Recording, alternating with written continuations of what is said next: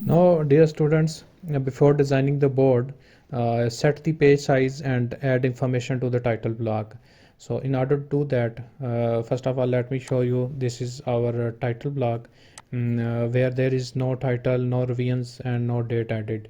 So in order to add this to our page, go to File and go to Page Settings. And in the page setting, you can even change size of your sheet.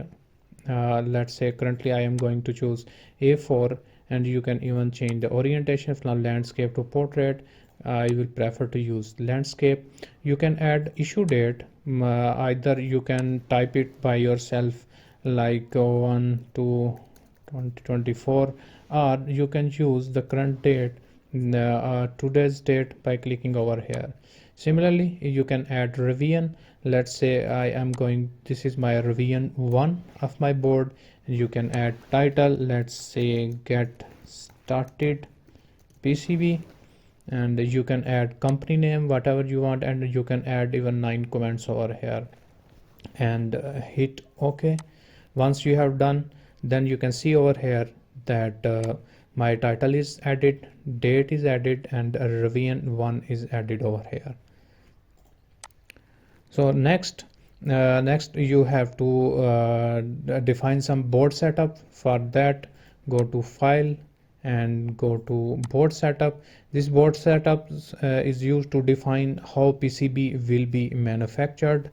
The most important settings are the physical stack up, where what copper and dielectric layers the PCB will have, and the design rules, sizes and spaces, spacing from tracks and vias. So over here, the very important setting is the physical stack up. You can see over here in the board stack up, you have to go over to physical stack up, and this is the physical stack up, which means that currently I am using 2 layers.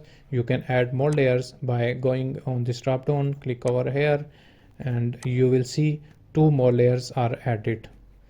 So currently, as my project is not too complex, so I am going to add only 2 layers. You can add up to 32 layers in KiCad, but currently I am going to use only 2 layers, as my project is very simple, just for learning purpose.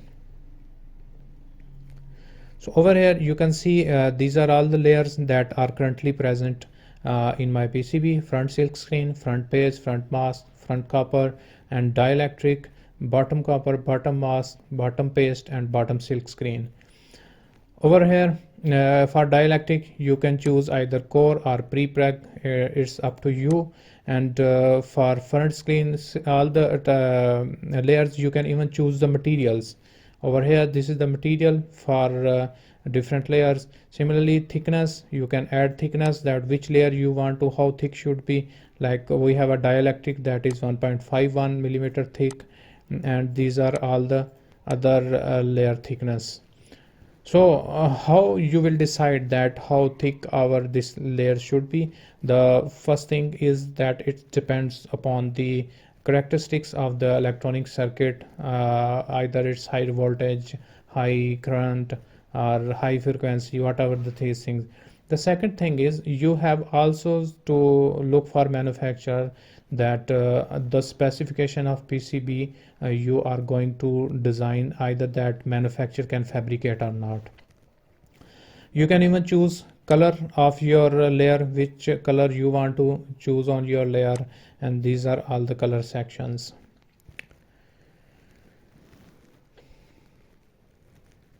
So after doing this, the next thing is you have to go to design rule. In the design rule, you have to add constraints. These should be set according to the capabilities of PCB fabrication house, so that PCB design is manufacturable, which means that let's say over here it says minimum clearance between the 2 tracks.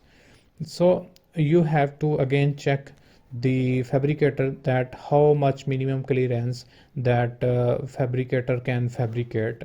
Similarly, minimum track width, how minimum that track width the fabricator can make. Similarly, these are all the constraints. You have to set these after checking the manufacturer capability after designing the PCB or of manufacturing the PCB. In the design rule, there is another thing that is called net classes. These are very important. A net class is a set of design rule associated with the specific group.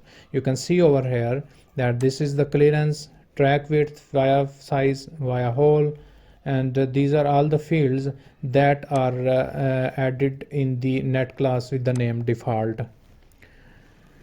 Track width and spacing can be managed manually by a designer during layout, but net classes are recommended because they provide an automatic way to manage and check design rules. You can add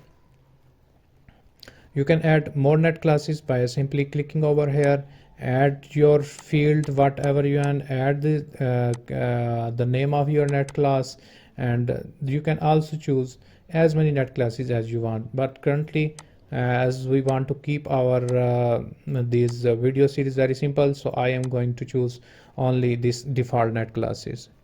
In this design, no net classes are specified, so all net will belong to the default net class.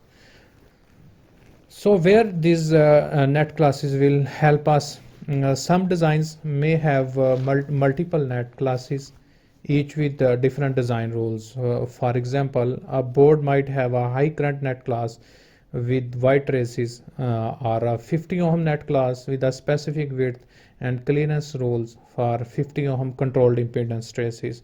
So when the board gets too complex, like there are some tracks that need to have a great wider width, you specify one class for all the tracks that should have that particular amount of width, or if you want to have some tracks that should be have a impedance of 50 ohm, then you can make another class that only deals with the 50 ohm impedance of the tracks.